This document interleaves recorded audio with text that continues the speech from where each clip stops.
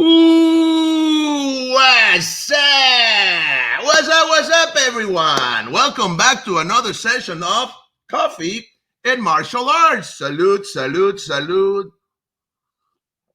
Cheers. Hey, hello, hello. Thank you for being here. We have a great show today. I have one of the top Kempo instructors out there right now, a Latino sensation. Yes, like me. well, Maestro Francisco Frank Vigoroux, it's here with us today. What's up? How you doing? Wow, we're here finally.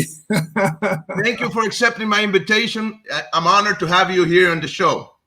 Thank you so much, Frank, for giving me this wonderful opportunity to, number one, once again, after many years, we met each other. And I remember in Pasadena back in 96, around there, 97 maybe. And, we have an excellent relationship. We know each other for many years. We got a opportunity to be in different countries in Venezuela and Chile. So now finally we're here. Thank you so much, brother. And all my dear respect to you and your family. Thank you so much. Thank you. My respects to your family as well. And yes, time flies. Huh? It's been a while. Yeah, so, absolutely. It's really nice to have you here. Let me share things on the internet. Give me a second, please. If you want to share the your links here, we Absolutely. Are transmitting through Facebook and YouTube. Okay. So if anybody is watching us, they can see us in any or both platforms. We're going live right now on the Kinetic Dragon tutorials on YouTube. And did I put it on the Kinetic Dragon? Yes, I did. Sometimes I put it in the wrong one. And on Facebook, let me share it on my profile as well. So anyway, can you share with us, Frank, a little bit of your background in Kempo, your beginning, just a short story for the ones that are not familiar with that. How is it that you start with Kempo? Right, I start obviously in South America, in Chile. I'm original. I'm a Chilean citizen. Actually, I'm a U.S. resident for over 30 years now. But anyway, I born in Chile, in south of Chile, in Punta Arenas, and in early 80s, I started in Kempo. I got the wonderful opportunity to found a local studio by the city, the town I used to live. And I found amazing instructor back then. That was 85, 86 when I started. Not too many years ago, because a lot of people, think it's from the 70s. No, I started in 85, 86 when everything happened. And I got an amazing instructor under, obviously, everybody in Chile back then was under Mr. Arturo Petit lineage. So right. I pursued my dream. I remember back then, obviously, Kempo wasn't like we have today. We didn't have a technology.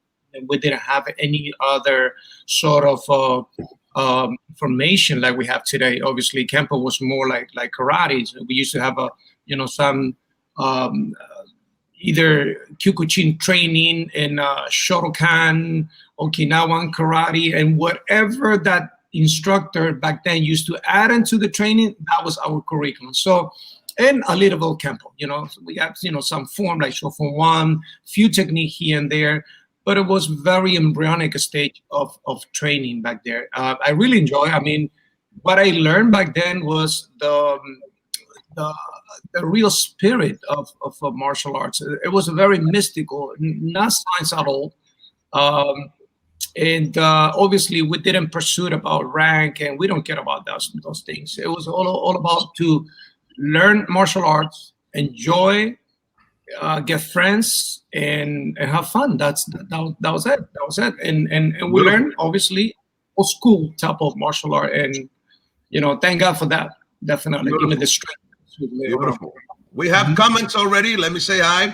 Grandmaster Daniel Hayen. Good evening, Grandmasters. Good evening, sir. All the way to Belgium. Thank you. Awesome. I am the big master, not the Grandmaster. Right? Yeah, no, it's Frank and Frank, no worries. Carlos Zamora, good morning, master. Good morning, Carlos. Thank you for being here. Gracias. Yermis Caraballo, abrazos a ambos, big hugs.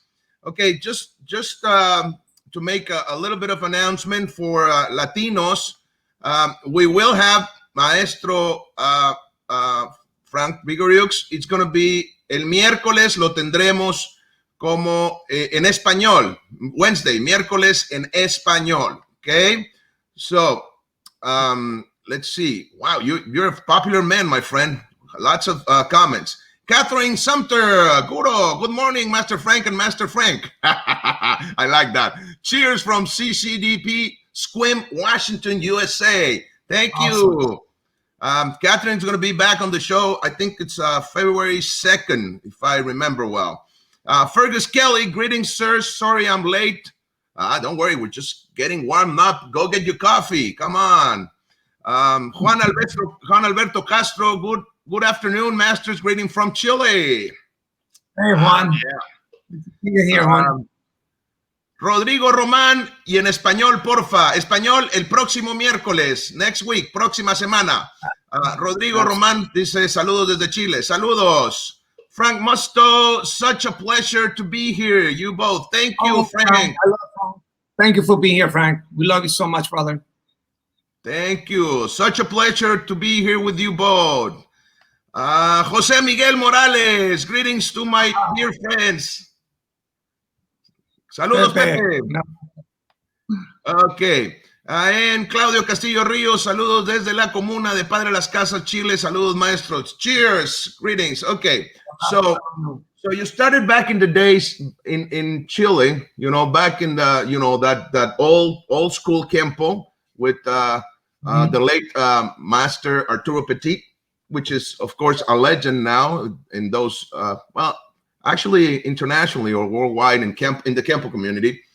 And then when did you move to the States? Because you've been there for a long time now. Yeah, I moved in mid '91. Okay. Actually, this year is going to be my 30th birthday here in United States. Congratulations, my friend. Nice. Thank you. And it's been, such a, such a journey of my life. But God is good. I mean, I gotta say, because sometimes that's something that we have human beings. Sometimes we take so much honor for what we do. Sometimes we take everything. It's like, oh, because me. And that's definitely we are just a consequence of God plans, and that's my case. I gotta say, because God, everything, take the right direction in my life. Right. Never thought actually to move here to United States, and things was very amazing because I was thinking here, by the way, because my sister lived in Canada. So my plan was, I was 21 when I moved here, and my sister, my intention was coming here to New York and take a bus from New York and travel to Canada, because I remember back then they asked for the visa and I was denied. So they never gave me the visa, but I get the visa to the United States. So I said, well, you know what? I'll do from the trip and the bus. But anyway, things get so involved and one thing linked to the next one. And when you come to see, I never went to Canada. I never went to visit my sister. It didn't happen. And I stay here. And that's when I think, God got purpose in our life. It's everything planning and mapping by the Lord. Gotcha. And that's what happened. I got to say, I won't say it just wasn't a coincidence, because I really, I always say to people, to Americans, I say, you know what, you guys are amazing how marketing your country. Everybody want to be in the United States. You guys marketing so well, especially in the 80s, when we got all this TV show, all these movies, and you really back then you decide to live the American dream. And obviously you were young, you listen to music, English. I didn't understand English at all. So, but I followed the rhythm. So I was like, wow, I would love to go to the States, not to leave, not to have a life here, but just to visit. can happen. And over the year, like I said, one thing moved to the other, and I stay here. Now it's going to be over 30 years. Now, in the martial arts aspect, I got the opportunity to train with some people in the beginning. That's how I always said. I moved from the little town in Chile. I moved to New York City, and obviously it was dramatically changed for someone local guy who live in a very small town and moved to the Big Apple. At the end of the world, huh? Yeah, exactly, pretty much. And I moved here, and things was like, I was impressed for everything. But anyway, in New York City, you can find anything, like the best restaurant, anything you want. Just think of something, and you're gonna find in New York City. Nice. Bob Kempo, no Kempo at all. So I was looking for Kempo. Wow. And it didn't happen. I was looking for Kempo, searching for Kempo. And I remember I was 21 and I was very, very physical, athletic back then. I remember in high school and all that, like normal kids, like nothing tremendous, like normal, right. Young guy. And Taekwondo was one of the, always, banging my head at some point. I remember in the 80s, I used to have friends that used to do Taekwondo. So Taekwondo was in the back of my head. Right. So guess what? I had the opportunity to train in Taekwondo. So I went to Henry Cho, studio in New York City, and I trained for quite some time there. And I met someone who was a very enthusiastic guy with Kempo, and he told me, you know what? It's a Kempo school and such a so place, and actually it was across the street from Madison Square Garden, 32nd, 34th Street. And I went to check the studio, and Beautiful. It was not American Kempo, but it was a guy who was Chicken Gabriel, Steve Natty Anderson from San Diego, California. That group back then, like good fighters in the early 70s. Right. So he was an instructor from California who teaching Tracy's Kempo. So he did Chinese Kempo. It was a really interesting mix. So I went to training with Jack, and I get my second, because I was first degree when I came to the state, and I get my second degree in Chinese Hawaiian Kempo. And everything changed there. That's when everything was critical at that point, because I remember the first week training with them, and Jack Chamberger was the instructor there. They called Sifu. Sifu called me to the office, and he called someone else, Dominican kids there. And he goes, I need to talk to you, Francisco. And I was, oh my God, I'm doing something wrong here. And he called the other guy. I didn't speak English at all back then. And he goes to me, tell Francisco that I want him to be my instructor in my studio. And the guy looked at him was like, what? It's a new guy. And I was listening to both, and I was thinking, what they talking about? Right. And I said, no, what he said? He goes to me, Sifu said he want you to be the instructor here. And I was like, me? So I guess, like you and I, when we see new people, we all immediately, we see when someone got some type of talent or the condition to be a good instructor or good martial art or whatever. Right. So I'm like, wow, interesting. So guess what? He gave me the opportunity. So a week later, Jack got two big classes. I remember Wednesdays and Friday was the big classes in the studio. And Wednesday class, for some reason, was like the most dead and ghost town class. For some reason, it was about to close that class. And everybody used to be on Friday class. I remember 6:30 to 8 o'clock. It was like two and a half hour class. So anyway, so I took the class. I went there. There was nobody.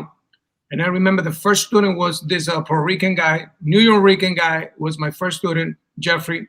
And he was my first student. And it was for kind of like, I won't say a long time, but for very few months or maybe long weeks. So I trained him.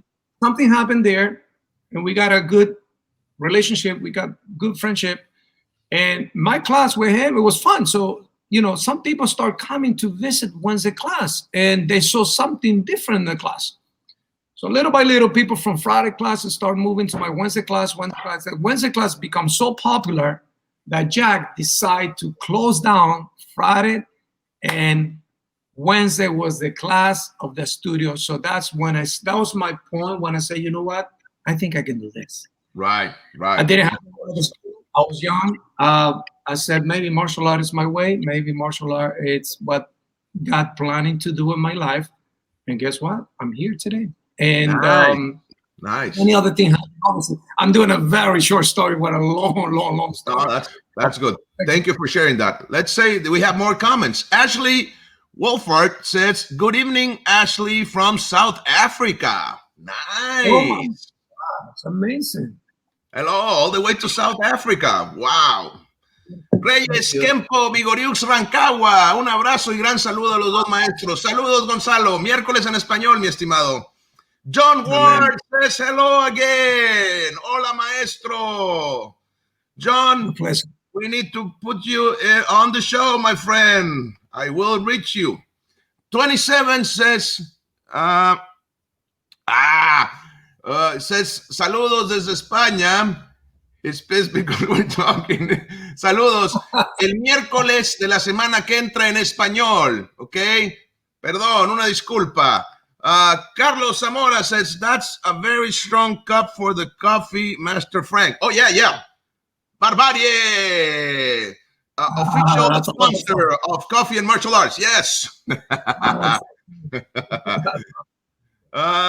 Danilo says, saludos. Saludos, Danilo. Anthony Angulo. Good morning. Good morning, sir. We had a great interview with Anthony last Tuesday. Big brother. Very nice guy. Yes. Damien Abbott. Good evening, gentlemen, from Exeter. Nice. Who would have thought that myself and Vigoroux actually met on his test at Green Street in 1999? Wow. It wasn't until... I gotta share that story with you, Frank. Oh, yes, wow. Yes. It wasn't until the photo surfaced 20 years later that we both realized. Nice. Yes. Yeah, you can share that right now if you want. Yeah, real quick. Actually, I think I got the picture over here. But anyway, one day I was like, I did my test because actually we met each other at Mr. Tatum's studio, you and I. Right. On 99, I went to take my. When I met Mr. Tatum, I was 4, and he honored my 4. And 99, he tested me 5th, right? He tested me for my 5th. So, that's, you remember those big tests, everybody there, Mr. Tatum used to open the door, and everybody sit around the mats. It was big festivity, every test. And so you tested in December of 99, right? December 19, 1999. Yeah. Okay, because I tested that year for my second in the summer test, because Mr. Tatum used to do a black belt summer test and a December test, right? So every 6 months he will do the black belt test in those days. So that's same year I tested prior to your test for my second degree. I remember, yeah. That's correct. And actually, it's so funny because I was in a seminar and David Tatt it was David Tatt. Yeah, it was I'm sorry. Mike Haas. It was a Mr. Tatum rep from Connecticut. So I was there, and I remember, I was working, some techniques and form with Mr. Tatum, and he goes, you know what? I got tests on December. I got 2 tests in the year. You're so right, Frank. Yeah. And I got either in March, I think it was the one, or December. And which one you want to go? And I said, well, we're kind of like, I think I'm not going to wait all the way to March. It was around June, something like that when he told me. So I said, well, let's do it in December. He goes, all right, I'll wait for you there. But I didn't know what I will walk into when I get there, Frank. It was like, wow, amazing. Like big house, open the door, everybody. Right. I remember it was Cliff there, Clyde, my brother Juan, Alex, all these people, William and everything. Juan got tested as well in that one, right? I think he got his 3rd. No, he was testing before, I believe, before that or after, something like that. But it was that same year.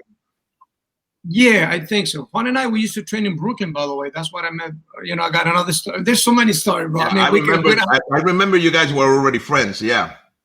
Yeah, we used to train in Brooklyn. That's what I meant. And we met in New York, Chinese Hawaiian camp when Jori Sasaki came to teach a seminar there, and he came with Juan. I thought he was from California. And then we was talking obviously in Spanish, and we did the connection. And then we started training in Brooklyn. That was very beautiful years. Right. So anyway, I was in the test. So I did my test, my fifth degree, blah, blah, blah, blah. You know how it is. Anyway, picture, blah, blah, blah, blah. Whatever, very intense tests. You know how those tests are. And a year later, when I met Damien came to my studio in New Jersey. We was, I was talking, I remember 99 when I took my test, blah, blah, blah. He goes, 99? So yeah, I took my test, blah, blah, blah, blah, blah. He goes, I said, well, you know what? Here's a picture.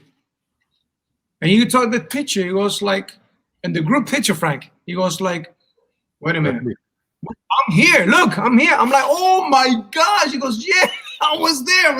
I never met you. Nobody told me about you. He goes, yeah, I was there. So it was unbelievable. Unbelievable. It's like we realized 20 years later, we realized that we both were there in the same place. I didn't know who was it. And he was actually sitting in the testing board that day. Unbelievable. Well, what people don't know, and I guess it will be nice to tell. Back in those days at the Green Street Studio, Mr. Tatum used to have. There was over 300 students in that studio coming in regularly every week. And I remember because I was in charge of the schedule for the instructors, and sometimes we had up to 10 instructors teaching on the mat at the same time. Private lessons and stuff like that. So it was crowded. Yeah, that's unbelievable. I remember going there, and I always tell my people around and see like 10 students and 10 instructors, and every instructor teaching in a corner a private lesson. So it was like a factory of private lesson. Yep. So what a nice way, actually, very interesting way to really share the information. This is obviously it's a lot. You cannot teach that in a group class, definitely. Right. We have way more comments. Raymond Romero, saludos desde Venezuela. He said, se recuerda the great show that we did together back, it was 2005, 2006. Okay, let's not remember that. Let's remember that, not just imagine that. Let's put it on the screen. I have it right here. Let me share that video. You remember that one, my friend? Let's see. Let me put play here, and there we go. Oh, we got a great time, Frank. We got a great time. Yeah, I was a big guy, man, there. Damn. I remember you told me it was like it happened like in the same day. We made it in place. Remember, Aponte came to us and he asked to put in together a demo, and I was thinking myself, like, I haven't prepared anything. I don't have anybody. And you told me, Frank, why we don't do something together? Remember you? The idea to put it together. It was good. We got a great time, man. Joe, yeah. I remember was there, that. man. He was a brown belt. Joe was there. I think that was wasn't that time when you promoted him to black belt in that trip? I did. I promoted to first. Yeah, we did that. And actually, it was you was teach a seminar. I think I asked some permission to you, or I don't remember. Somebody was to teach a seminar that day. It was in the big room, and I asked, permission to do it. Then it wasn't Mohammed Tabatabai was there. Jeff Spigman, I remember, came. Yeah. And Mohammed was pissed. Do you remember that? Yeah, we got a great time. I remember the day, man. I was. Mohammed was upset, and he came to me and said, Frank, why didn't you invite me into the demo? He said, I would have joined you guys. I'm like, oh, I'm sorry, man. Didn't think so. So yeah, he was upset because he wanted to be a part of this. Good, Mr. Tabatabai. Yeah, and one of the things that I really enjoy about your Kempo, my friend, is yes, because it was the English. What's that?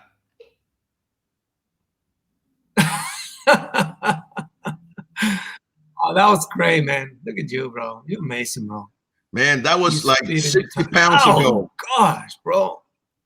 At least 60 pounds ago. Man, I was huge. Damn. Oh, you're awesome, bro. I love that. That's great. Look at that. That's awesome. We got a great. Yeah. We got El Matador, you know. We got fun. I say that with full respect, by the way. Yeah, man. We got fun. That was great. Good time. Good time. Good time. Absolutely. Okay. Absolutely. So, that was 2005 or 2006. It was around that time. Yeah, around there. Yeah, 5 or 6. Yeah. Because remember, we went a year before when they give us just a plaque, and then the next year they give us all a medal. And you were like, like, come on, man! Everybody got plaque. We got just a little tiny medal. Yeah, the year before is when Mr. Ed Parker Jr. was there as well. Correct. Yeah, that's right. That was 2005, so this was 2006, right? Carlos Moya says, greetings from Guaymas. Yes, hello. Julie Evans says, hi. Hola, Julie. How you doing? Nice to have you here. Thank you for being here, for watching us. Jean M. Rodríguez, saludos. Ya no seguirá transmitiendo con 66 Axel. Sí, solamente esta semana estuvo ocupado. Una disculpa. He'll be here. Va a estar la próxima semana. James Leonard. Hey, guys. Greetings. Seeing you on together. Hola, James. What's up, Jaime? Wow. Cool. Yeah. Jorge Antonio Uribe. Hi there, Franks. Regards from Punta Arenas. Beautiful. Wow. I born there. Mm-hmm. Nice. I went this out. James Leonard says, remembered well.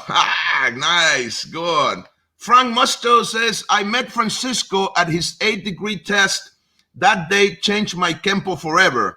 Actually, just went to see Mr. Tatum. By the grace of God, Francisco was testing. Nice. I got to say, Frank, you are an inspiration to a lot of people. You know, first thing, going from a Latin country to follow the American dream. You know, I know it sounds a cliche, but it's still inspirational that you went there and you made a life for yourself. I know it's not easy. I lived in the States for a year, and it's a different culture. And if you don't know the language, it's got to be hard, you know. So kudos to you, my friend. No, it's really nice to be, you know, I have witnessed as well from the distance your success. So it's really nice and inspirational for everybody.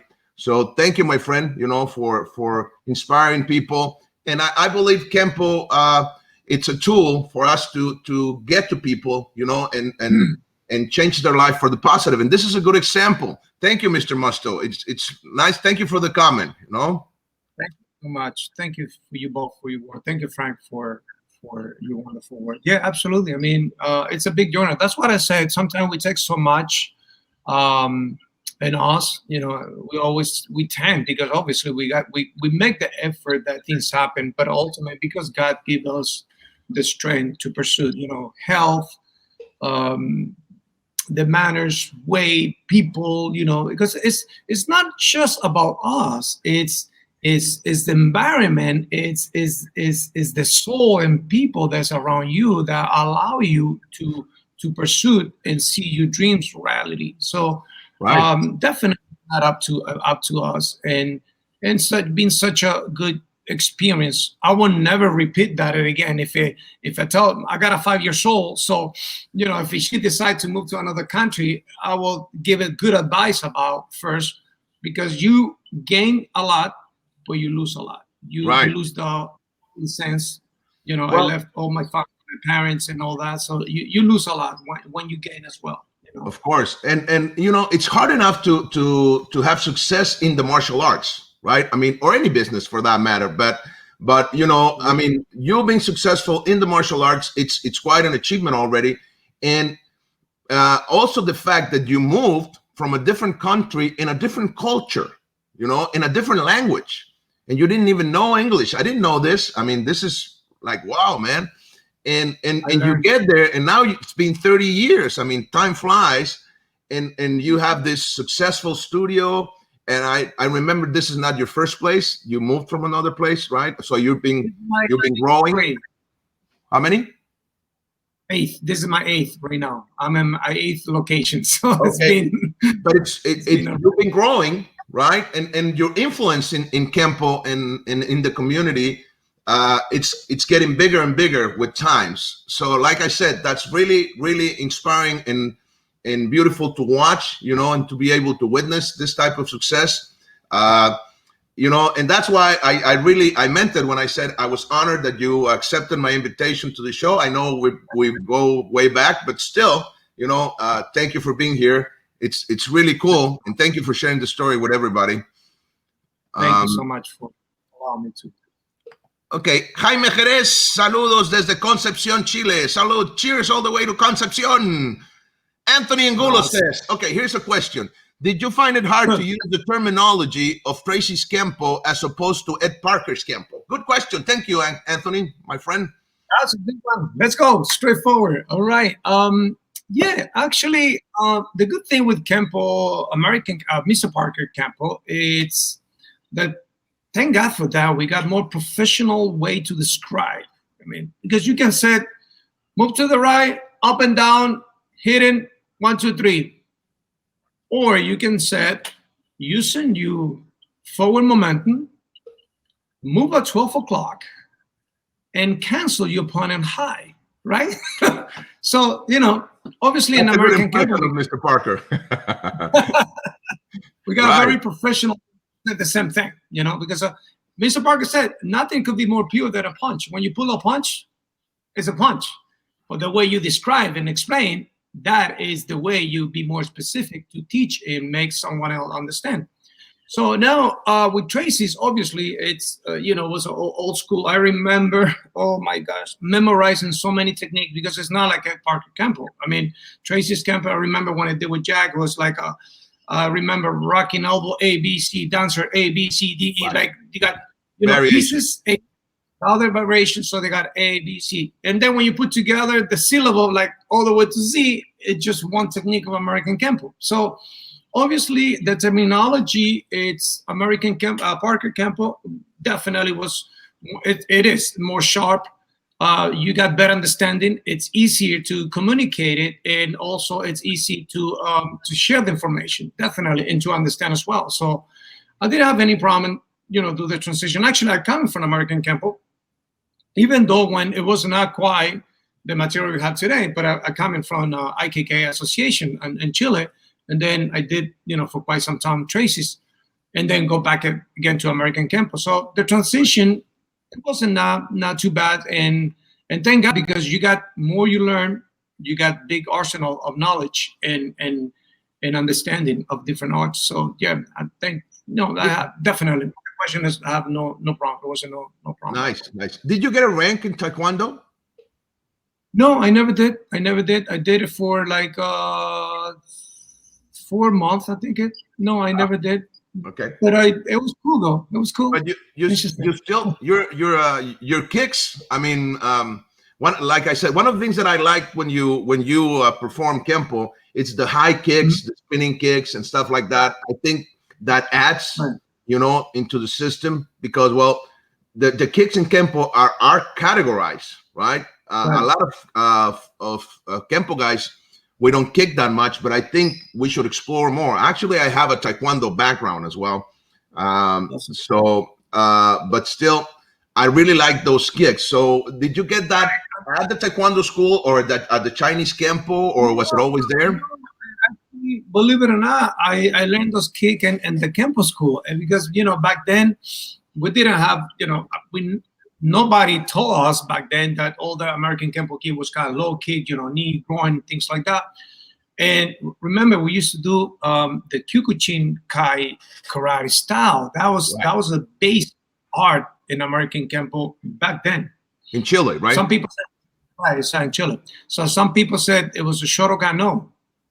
Arturo Petit was a ranked in Kyokushin Kai karate, right? Masoyama karate. Right. So he added the system in a way.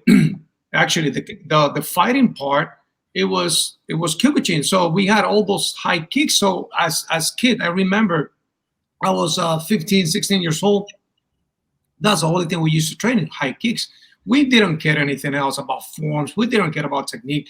We just cared about fight. That's the passion back then. And that's when I kind of like learn and develop those kind of like skills, whatever. But yeah, that's coming from that era. Yeah, absolutely. Look at that. Yeah, we always, and look, when you do demo things like that, it looks fancy. Obviously, there's those type of things you will never do on the street, but it's fancy when you do like demos and exhibition. That's why I do. Just to give it the glamour. But yeah. No, that's nice. I like that. I think one of the things that I always say about you, my friend, is that you give a good image to the Kempo art. When you do your demos and with that type of movement, you're giving a good image to the art, and that's good, man. Following that path of the artistic side of the art of the martial arts, I think it's also important. So that's really, really nice to see.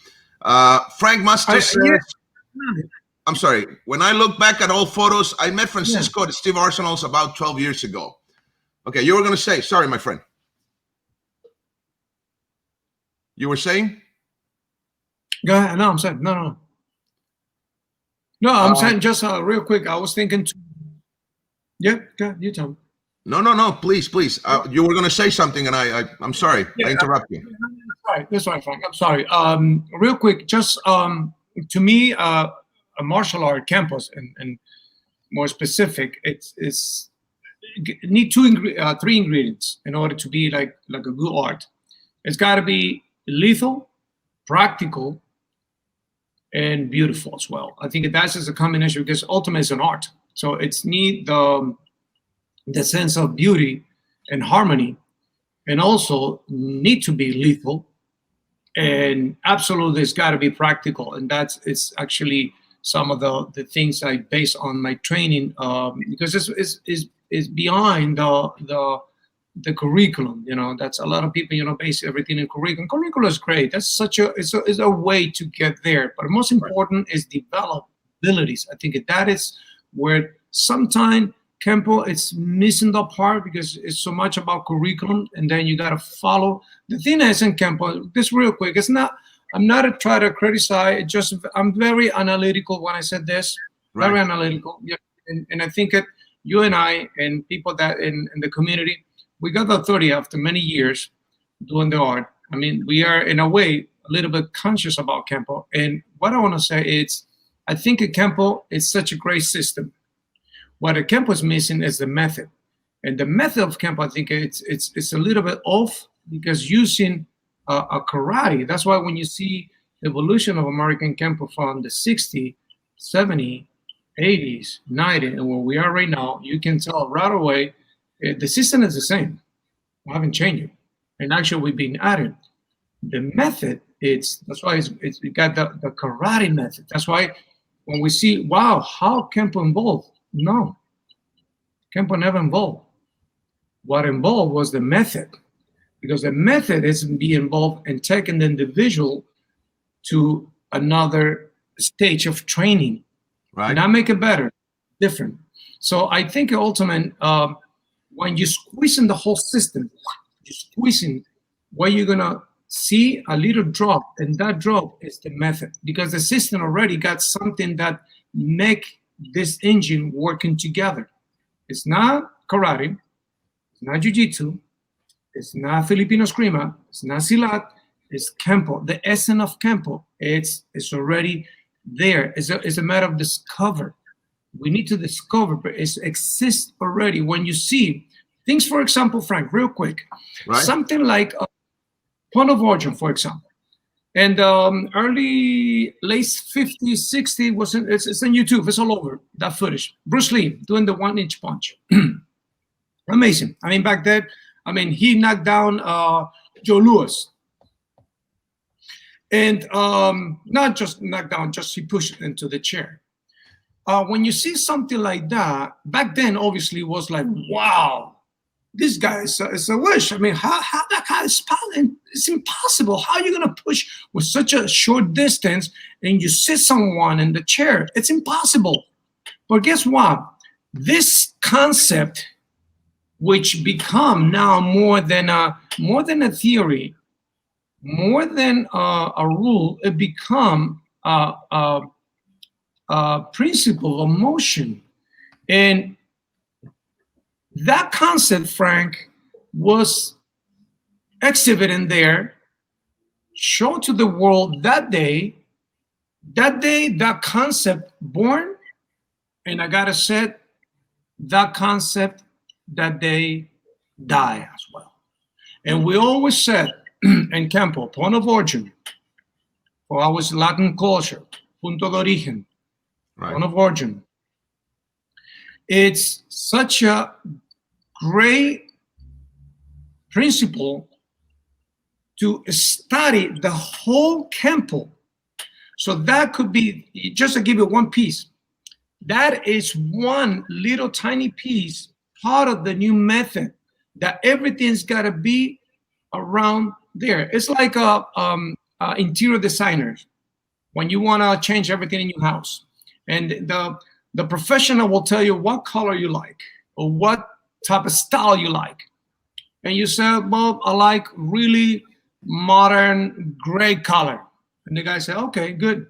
So what this guy does, he designed your whole house modern and gray.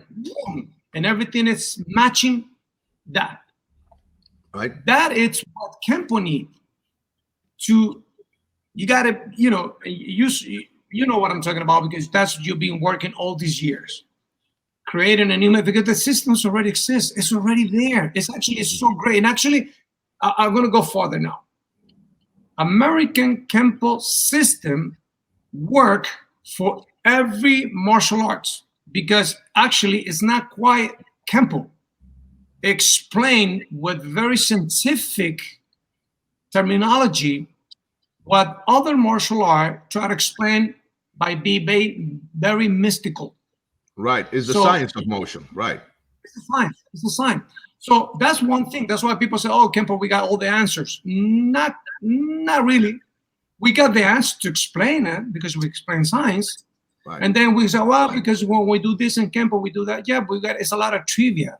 And trivias, you're not going to get anywhere. You know, when you say, for example, oh, you know what, short form 3 does this, and long 3 and long 5, when you move this and this move connected with this one, you know that? No, because you don't know Campo.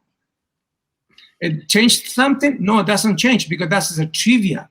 That's a trivia. That's explain the mechanic of that. It doesn't give an answer. Explain that. So it doesn't mean that you're going to take to somewhere else. You cannot. Yeah. How does that make you better, right? Absolutely. But if you take the system and you squeeze it and you understand, you can find a really fine line with the new method. We involved with that, whatever you want to call. It's going to be the next stage.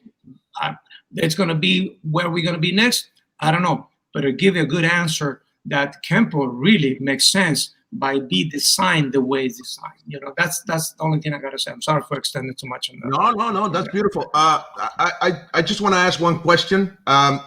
In your words, with your explanation, what would you believe is the essence of Campo? Because you mentioned that. The essence. Well, it's the essence that. Well, I don't want to put you in trouble. No, but you mentioned it so. No, because the thing is, sometimes I said even to my people, I say, you know what, get the cross and then the nails and crucify me, because, you know, that happened to you too. Because like, Campo people will always tend to crucify people. But no, this is not to criticize Campo. It's to make a better Campo. Right. It's to make it united, because, you know, I understand the lineage, I understand the rank and all that. That's wonderful. It's beautiful. Some people like it, you know, that's great, or whatever, you know. Right. And actually, when you get older in the art, it's like when people tell you, what rank are you? You didn't even want to say, you know, call me Frank. That's it. You know, Vigoroux, that's my rank. and sometimes I understand, the uniform and all that. It's like, I'm getting old to put the uniform. I want to have fun. I want to do Kempo. I want to do Kempo like that. Right. So anyway, but I understand the protocol and all that. That's another theme to talk about in another day. But anyway, the thing here, the essence of Kempo, to me, I call the functional statement of Kempo. I think that is kind of like getting to the essence of Kempo. To me, once again, with respect to other arts, and Kempo is up there. There are 4 ingredients that become more than a rule. I think it become ultimate the statement of the art. Right. To me, once again, to me. That's fine. That's fine. I think number 1, it's body alignment. We understand, foundation. It's where you are standing up, and body alignment involve a whole science of explanation of things, a number of things. It's involved dimension, direction, it's stability, center line. I don't want to spend the whole interview just explaining that because it's very deep. But body alignment. When your body is very well aligned, your weapon can travel very easy to access to targets. So the next thing is contour body. Not for nothing, Lee using Wing Chun in order to develop a new modern method called Jeet Kune Do. Not for nothing. So everything, it was pretty much follow certain access through some subtle lines, contouring your opponent body. And when I say contour body, I say 3 type of contour bodies or body contours. To me, there's one that using your own, like for example, right, like fight for the lace sword, you're using your own body in order to access to the target. Number 2, you're using your opponent body in order to access to his targets. Mm-hmm. And number 3, this dimension of extension of high width and depth that you don't see, but you can access. So you, over the year, you learn to not overextend yourself when you punching or you're blocking. So I think that is number 2 in my essence of the art. Number 3, in this order actually, number 3, I think it's point of origin, which point of origin give it the sense of obviously not going back. I mean, I understand in Kempo when they've been teaching, like for example, Shofu One, they're teaching some type of method of execution, like a hammery, anchory, and so on. I understand. Okay, sometimes when you teach it like that, creating in time bad habits, and then in order to remove the bad habit, you need to reteach your student again or yourself. That happened to me. So there's some things in Kempo I just mentioned, I explain to my student, but I don't ask them to do it, because if I ask them, and then they're gonna have that bad habit, and then taking that bad habits, it's gonna take another teaching time, and you gotta relearn the whole art. Right. So obviously, point of origin, whatever your hand is, is travel to the point, So that, I think it's one of the elements as well, point of origin. Real quick, I'll explain real quick. And number 4, I think it's master, and even in the books got over here, and Lenani Parker, in this book, even she mentioned this one when she said, the last ingredient that my husband added to the art was the knowledge of opposite and reverse. Right. So that created such a dynamic when you master. I mean, when you master that, I mean, there are other arts they don't even have that. When you travel from angle to angle, back and forth, and it's unbelievable. It's such amazing dynamic in art. Just that.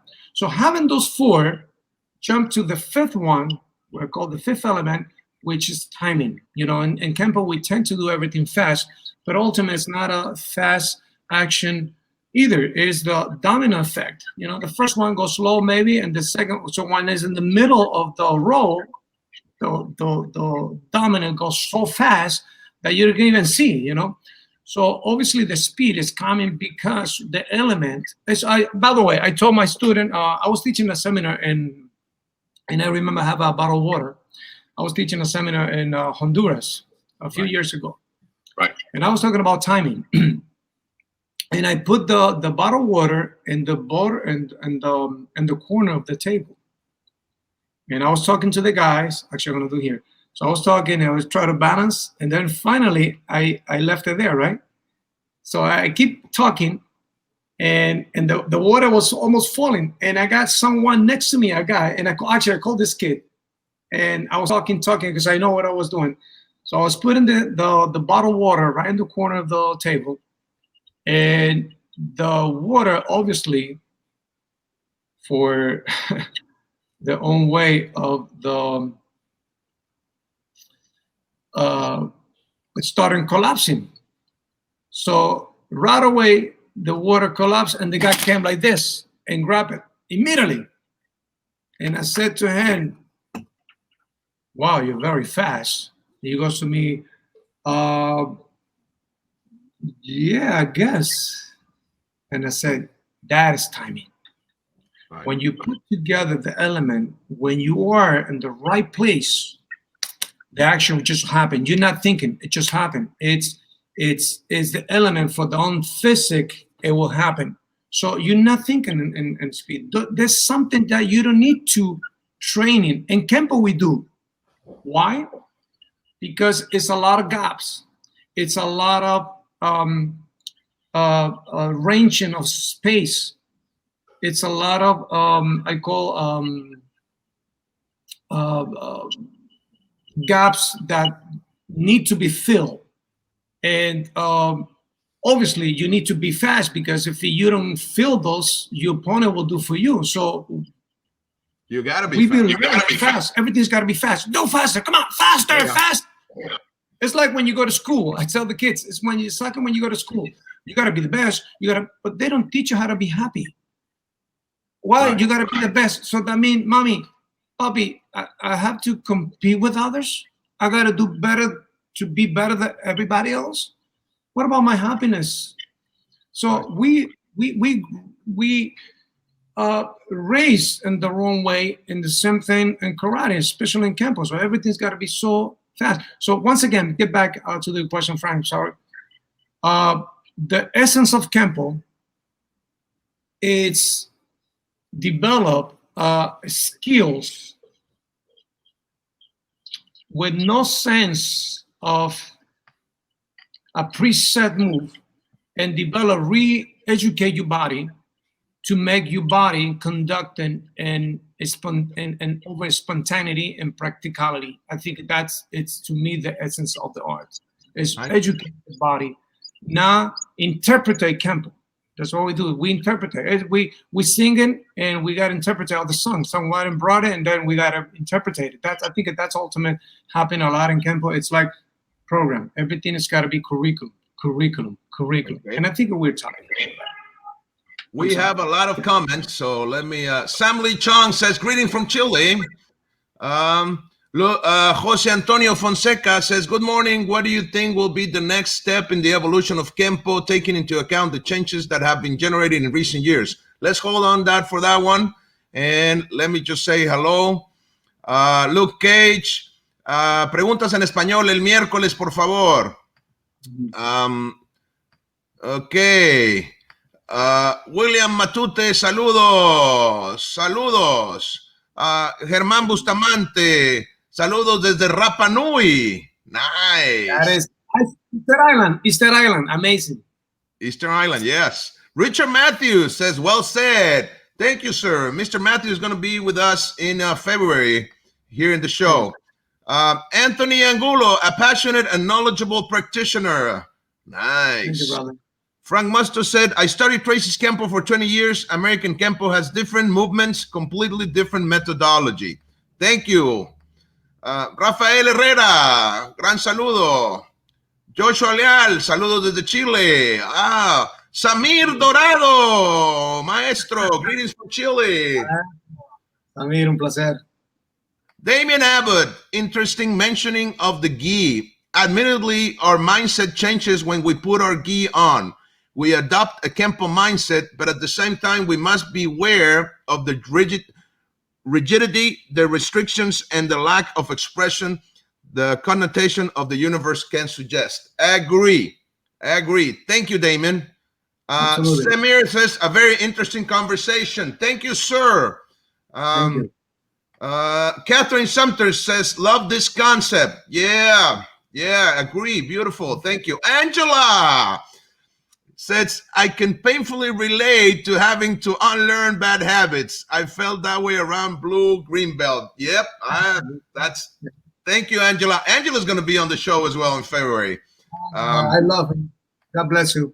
American Kempo Real Self-Defense says, greetings, masters. Do not understand anything. That's Claudio. But I will be attentive to the edition in Spanish. En español el miércoles, Claudio. Saludos. Man, we have so many comments. I hope to be able to mention all. Danilo, excellent. Kim Dahl says, timing is the biggest basics. Yes. Absolutely. Tyler Duda. Yeah. Tyler, love you, brother. Thank you for being here, sir. Richard Sparacino, did I say that right? Good afternoon from Massachusetts. Nice. Yes, thank you, Richard. Thank you, sir. American Kempo Real Self-Defense says, it is interesting to see you both. Greeting from the south of Chile. Saludos, mi estimado. Okay, so let's go back to this question. Let me find it. We have a few minutes. We have only like 4 or 5 minutes to go. So before I ask you the last question, if people want to find you, my friend, where can they look for you in social media? Well, on the social media, they can go the easy one, Facebook, Frank Vigoroux. They can go to my website, vigoroux.org. And that's basically it. My email, it's franciscovigoroux@gmail.com. So they can contact. But we are, and actually we got our international, Vigoroux International Academies as well, and Facebook, so they can contact us. And you guys more than welcome. If you got the opportunity to train here in New Jersey, we are the only Kempo school in the whole state of New Jersey. This is amazing too. Wow. New Jersey is a pretty big state, and we are the only Kempo school for many, many years. I remember in the past we got some brothers doing Kempo far from New Jersey, but now I truly believe we're the only Park American Kempo school in the whole state of New Jersey, at least all in North Jersey. Our studio is located pretty much across the river, Hudson River, from New York City. So we are very close. So when you're in New York, you cross here the Lincoln Tunnel, and you're gonna find us in 10 minutes. You can be here right away from Midtown Manhattan. So we're in the beautiful. I'm gonna have to go visit you one day, my friend. That's what I was saying. And actually, I want to have Frank here to have a class and seminar. So that's gonna happen, guys. Get ready. That would be amazing. Thank you, my friend. And mi casa, su casa. So you're always welcome to come here as well. So, anyway, let's answer that last question, because I was going to ask you that anyway. So let me look for it. So, okay. So what do you think will be the next step in the evolution of Kempo, taking into account the changes that have been generated in recent years? That's a good question. Thank you, Jose Antonio Fonseca. Oh gosh, it's a great question. It's kind of hard to answer that question because I think the evolution has happened already. Yeah. When people say what's next, I think it's happened already. We are there, right? We are there. So more we do, more free we're gonna become. I think that's ultimately it's gonna happen. So we are getting in a moment that we get so disattached from the curriculum, and that is such a great thing. I think it's where we need to be, to understand, to I won't say memorize, but educate the body. Right. When you educate your body's moving, because this is the thing in Kempo. One thing is how beautiful you move or how practical you move. In Kempo, we all tend to criticize, oh, this guy doesn't move well. No, there's one thing that you move with grace, and you know, you got the style and sophisticated. That's one thing, and the other thing is how practical and your body understand. Because one thing you understand with your mind, but sometimes the mind sometimes is hard to communicate to the rest of the body, and that's one of the hardest thing at the beginning. It happened a lot in intermediate levels, in beginners level, obviously, and some of the advanced level. They're so attached to the curriculum because the body is not ready yet. You know, the mind maybe, body, or sometimes vice versa. Anyway, where are we going with Campo? The evolution, I think, it started already. I think the more we get disattached from curriculum, we're gonna find the way. And remember, the Grandmaster Bruce Lee said it in one of the last interview. One of the hardest thing is to become yourself, be yourself, to express yourself. It's so hard. Obviously, in Campo, we tend to do. I mean, this is the thing, and this could be such a good exercise. Call line up, technique line, and call 5 sword, and listen to the name of the techniques. 5 sword, thunder hammers, flash and wind, and dance of death, for example. I mentioned 4 techniques that share the same attack, right punch. And I'm sure the student, the people line up, they're gonna do amazing in the technique line. Finish, call the same people and said, okay, you the first one. So and so, attack right punch. You're gonna be like, so you respond, it's based on in the capsule, because we learn Campo in pills. We learn the art in pills. So our mind not quite relating just the attack and perceive the reaction immediately. I think that is the part we need to go. I think we are doing a great job so far. I see a lot of our colleagues, our friends, our brothers, they're doing, you know, adding a little jiu-jitsu into, a little, you know, silat here and there.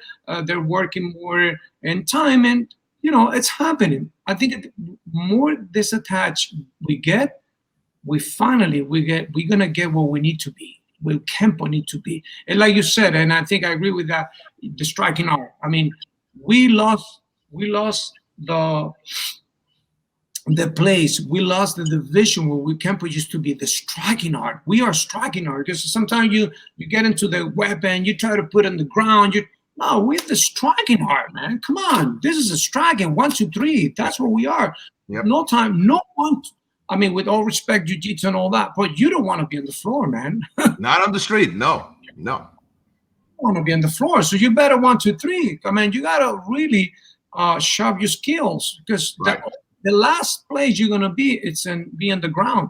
So ultimately, like I said, go back to the question. I think we are ready in the evolution. I think we're ready. We both are ready, and I think we gotta keep doing and get this attached. And sometimes people say, "Oh, Vigoroux, he's a Tatum Latino, and he's no." I'm so like, hey, the curriculum I teach just because, you know, it's part of a way to teach Campo. But I'm like, I'm working in a different direction right now. I'm working in a different direction. And ultimately, to be compared to one of the seniors, that's not a bad thing, right? Yeah, so absolutely. So I mean, you can see it as a compliment. Catherine Sumter says, July, I'll be in New Jersey in July. Great, Guru. Go and visit Mr. Vigoroux's school. You're more than welcome, Catherine. Absolutely, you're more than welcome. Mi casa, su casa. So anytime, please let me know. I'll pick you up to the airport, wherever you are. If you're in New York, I cross over there and drive you here. So just let me know. God bless you. Thanks. Amazing. Angela, love you guys and bless you both. We love you too, Angela. Love you too, Angela. Thank you for everything, girl. Fergus Kelly says, love the grace versus practical or functional comment. Well, my friend, we're out of time. Nathan Olivos, oh my God. Very big greetings from Chile, 2 of most greatest martial artists of Latin America. Saludos, Nathan. So many years I haven't heard from this guy. Nice to see you here, my friend. Big hug. Okay, so Frank, thank you very much.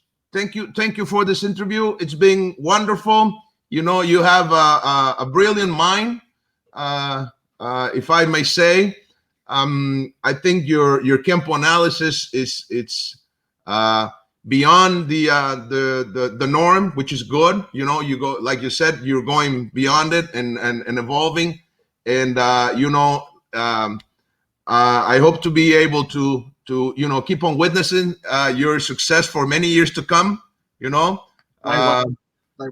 it's all up to God, like you say, but we still have a plan. Okay, Carlos Zamora says, thanks for sharing, Master. See you next transmission. Thank you.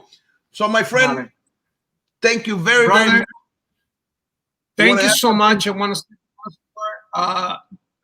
to, once again, thank God for this wonderful opportunity. When we got the first, we connect each other again after years, and I was thinking, man, I would like to do something with Frank. He's one of the most respectful men that I feel too. Like I got so many people that I really admire, but you're one of the ones that I look up to. And when I said that, I really mean it from the bottom of my heart. Thank you so much, brother. You're so brave, because you make the transition, and American Kempo show the world, where Kempo need to be, and you're so brave, brother. You're brilliant, and thank you so much for the opportunity. I really look up to you. I respect so much, man, and hopefully in the future we can do something together. God bless you and your family, and thank God for this wonderful opportunity, and definitely we'll see you soon again. And thank you, everybody. Scott Heen, thank you so much. He's from Hawaii. Wow, look at him.